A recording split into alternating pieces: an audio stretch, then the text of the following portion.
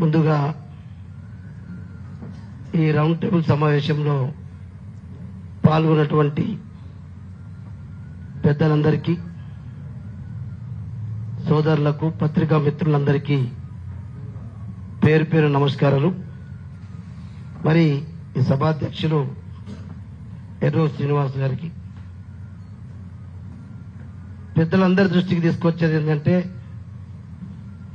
ఆ రోజు తెలంగాణ రాష్ట్రం ఏర్పడిన తర్వాత తెలంగాణ తొలి ముఖ్యమంత్రిగా కేసీఆర్ గారు మాకు ఏ జిల్లాలో ఏ పరిశ్రమలు, ఏదైతే నీళ్లు, నిధులు, నియామకాలతో పాటు మూతపడ్డటువంటి పరిశ్రమలు కానీ, వ్యవసాయ రంగం కానీ, దాంతో మరి ఇవన్నీ కూడా మేము ఈ జిల్లాలో ఎక్కడైతే మూతపడినాయో అవన్నిటి కూడా మనం తెలంగాణ ఉద్యమంలో చెప్పినాం. కాబట్టి మరి మేము ఈ జిల్లాలో ఉన్నటువంటి ఏ పరిశ్రమలు మూతపడ్డాయి వాటిపైన ఫస్ట్ మీరు జిల్లా ఇన్ఛార్జ్ మంత్రులుగా ఉన్నారు, ఖచ్చితంగా మీరు ఢిల్లీకి వెళ్ళి మీ ఆదిలాబాద్లో సిమెంట్ పరిశ్రమ 98లో మూతపడ్డది. అప్పటి ప్రభుత్వాలు దాని తర్వాత పట్టించుకోలే. మనం చెప్పిందే తెలంగాణ రాష్ట్ర మస్తీవి జరుగుతాయని రీఓపెన్ చేపిస్తున్నాం అని చెప్తే, నేను ఆ రోజు ఆదిలాబాద్ సిసిఐ కానీ, సిర్పూర్ కాగజ్ నగర్లో పేపర్ మిల్ విషయం, రెండు విషయాలు తీసుకుని అప్పుడు జిల్లా ఇన్ఛార్జ్ మంత్రి నేను కానీ అప్పుడు ఉన్నటువంటి మీకు ఇప్పుడే అక్కడ ఫోటో ఎగ్జిబిషన్ చూపించడం జరిగింది. అట్లా 15-16 నుంచి ఫస్ట్ ఇవే కార్యక్రమాలు తీసుకొని కేంద్ర ప్రభుత్వంలో ఉన్నటువంటి అప్పుడు అనంత గీతే గారు ఆ మంత్రి దగ్గరికి వెళ్ళడం, మొదటి సంవత్సరం మేము కలిసిన తర్వాత ఆయన పాజిటివ్గా నైనయం పక్కా हमारा सरकार अभी पूरा भारत देश के अंदर మరి భారతదేశం మొత్తంలో కూడా సిమెంట్ రోడ్లు వేస్తా ఉన్నాం అని అడిగితే, నేను అడిగిన ప్రశ్న ఏంటంటే అప్పుడు సరే అసలు మీ బీజేపీ పాలసీల్లోనే మీరు అప్పుడు డిస్ఇన్వెస్ట్మెంట్ మినిస్టర్ని పెట్టి పరిశ్రమలు ఎట్లా మూత వేయాలనేటువంటి మినిస్టర్ని పెట్టి మీరు ఆ రోజు ఉన్నటువంటి పరిశ్రమని మూతేసినటువంటి భారతీయ జనతా పార్టీ మళ్ళా మీరు ఎట్లా తెరుస్తారని చెప్పుకొని నేను ఆ రోజు ఈ క్వశ్చన్ వేసిన సార్. వేస్తే వారు స్వయంగా చెప్పిన మాట ఏంటంటే, అప్పటి పరిస్థితి వేరు, ఇప్పుడు మొత్తం మేము భారతదేశంలో మా గడ్కరీ గారు R&B మినిస్టరు మొత్తం సిమెంట్ రోడ్లు వేస్తా ఉన్నారు కాబట్టి మాకు సిమెంట్ బయట నుంచి కొనుక్కునే పరిస్థితి కంటే ఉన్నటువంటి మూతపడ్డటువంటి సిమెంట్ పరిశ్రమను రీఓపెన్ చేయాలనే ఉద్దేశం కింద మేము మార్చినాం, మా పాలసీ చేంజ్ అయిందని చెప్పి వారు స్వయంగా చెప్పిన మాటలు పెద్దల ముందు చెప్తున్నారు. అట్లా మాకు కూడా కొద్ది ఆశ పుట్టింది. ఆ తర్వాత మరి ప్రతి ఇయర్ కూడా మేము మా బృందం, అప్పుడు మాకు ఇప్పుడు ఉన్న బీజేపీ ఎంపీ గూడెం నాగేష్ అప్పుడు మా ఎంపీ, ఇప్పుడు ఇందిరాకరణ్ రెడ్డి గారు అప్పుడు నాతో పాటు ఆయన మంత్రి, అట్లా మా మొత్తం ఉమ్మడి జిల్లా ఎమ్మెల్యేలతోటి బృందం కలిసి అప్పటి మొత్తం ఫోటోలతో సహా, అంటే 2వ సంవత్సరం పోయినప్పుడు ఆయన ఏం చెప్పాడంటే, ఒకసారి మరి మీ కేటీ రామారావు గారే మీ రాష్ట్ర ఇండస్ట్రియల్ మినిస్టర్ కదా, మీరు తీసుకొస్తారంటే పక్కకు తీసుకొస్తామని చెప్పినాం. ఆయన అక్కడ తీసుకెళ్లి వాళ్ళ CMD వాళ్ళ స్టాఫ్ తోటి మొత్తం మీటింగ్ పెట్టించేసి, అప్పుడు కేటీఆర్ గారిని లేఖ అడిగితే ఏం లేఖ ఇవ్వమంటారంటే ఆయన లేఖ వారు చెప్పినట్టు ఇచ్చారు.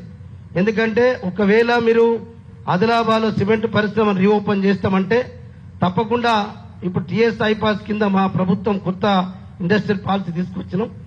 దాని ప్రకారంగా మేము ఎన్ని రాయితీలు కొత్త పరిశ్రమలకు ఇస్తున్నామో ఆదిలాబాద్ ఉన్నటువంటి మూతపడ్డ సిమెంట్ ఫ్యాక్టరీ కూడా ఇస్తామని చెప్పి ఒకటి. రెండో కండిషన్, ఏదైతే కోరామండల్ ఫర్టిలైజర్ పరిశ్రమ రామగుండంలో ఓపెన్ చేసినప్పుడు 49 కేంద్ర ప్రభుత్వం 51 రాష్ట్ర ప్రభుత్వం పెట్టిందో, మేము కూడా 100% ఆ రకంగా 51% ఇస్తాము, మీరు 49 తోటి చేయండి అన్నాం. లేదు అంటే మీతోటి మొత్తం నడపలేము అనుకుంటే మేము 100% నిధులు తీసుకుని ఇస్తాం, మాకు మీరు మరి మీ పరిశ్రమని మీ కేంద్ర ప్రభుత్వ రంగ సంస్థ కాబట్టి మాకు టేక్ ఓవర్ అని చెప్తే లేఖ ఇచ్చాను. మన సీఎం గారు లేఖ అంటే కూడా సీఎం గారు లేఖ కూడా తీసుకుపోయి ఇచ్చినాం. అంటే ఈ రకంగా జరుగుతూ వచ్చింది.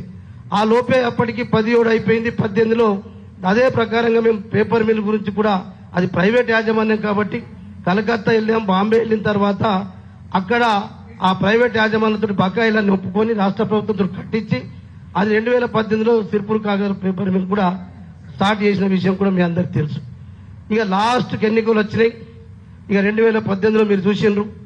2018లో స్వయంగా అంతకుముందు హంసరాజ్ గంగారాం ఐరే గారు మా జిల్లా ఇన్ఛార్జ్ మంత్రి, డిప్యూటీ హోమ్ మినిస్టర్ ఆయన మరి కేంద్ర ప్రభుత్వంలో, ఆయన కూడా పలు దఫాలు అప్పుడు మా ఎమ్మెల్యే ఇప్పుడు పాయల్ శంకర్ గారు అప్పుడు బీజేపీ జిల్లా అధ్యక్షుడు, ఆయన సోయం బాబురావు గారు ఫస్ట్ ఎంపీ, అప్పుడు భూ నిర్వాసితులు కూడా ఒకసారి ధర్నా చేస్తే వాళ్ళకు నిమ్మరసం ఇప్పించి ఇదే సోయం బాబురావు గారు ఇదే హంసరాజ్ గంగారాం ఐరే గారు నిమ్మరసం ఇచ్చి భూ నిర్వాసితులు మేము ఢిల్లీకి తీసుకెళ్లి ఒకవేళ పరిశ్రమ రీఓపెన్ చేపిస్తే మంచిది, లేకపోతే మీరు భూములు కోల్పోయారు కాబట్టి మీ భూములు మీకు ఇప్పిస్తామని చెప్పి నిమ్మరసం ఇచ్చి ఆ దీక్ష కూడా విరమించింది. అంటే అట్లా అంచెలంచెలుగా మేము 15-16 నుంచి మొదలు పెట్టిన తర్వాత వాళ్ళలో కూడా ఇదేదో రాజకీయంగా వీళ్ళకి ఏదో అడ్వాంటేజ్ వస్తుందని చెప్పి వాళ్ళు కూడా అప్పటి నుంచి స్టార్ట్ చేసింది. అట్లా స్టార్ట్ చేస్తూ ఆఖరికి అమిత్ షాని కూడా మరి బహిరంగ సభలు చెప్పించిన తర్వాత మాకు ఒక ఆశపడ్డది. ఎమ్మెల్యే ఎంపీ స్వయం బాబురావు ఫస్ట్ గెలిచిండు, మరి ఎమ్మెల్యే గెలిచిండు, మొన్న ఎంపీ కూడా మళ్ళా నాగేష్ కూడా బీజేపీ గెలిచిండు. కాబట్టి ఇక ఇది ఎట్లా చేయిస్తారని చెప్పి మేము కొద్దిగా 3-4 ఏళ్ళు ఓపిక పట్టి మళ్ళా 2022లో ఇది అయ్యేటట్లేదు, మళ్ళా సిసిఐ సాధన కమిటీని పెట్టుకొని 2022 నుంచి కంటిన్యూగా అప్పటి నుంచి మా కార్యక్రమాలు అనేక రకాలు చేసుకుంటూ వస్తున్నాం. లాస్ట్కు మొన్న రీసెంట్గా మన కేంద్ర మంత్రి దగ్గరికి పోయి వచ్చిన తర్వాత ఆయన ఓపెన్గా చెప్తా ఉన్నాడు. అంతకుముందు రాష్ట్ర ప్రభుత్వం ఫస్ట్ కలిసినప్పుడు చెప్పలేదు.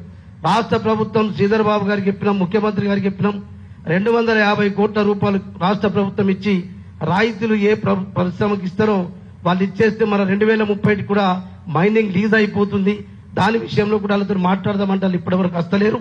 అందుకొరకే ఒకసారి మరి మీరు రాష్ట్ర ప్రభుత్వంతో కూడా ప్రెషర్ చేయాలి అన్నట్టు ఉద్దేశంతో మాట్లాడండి.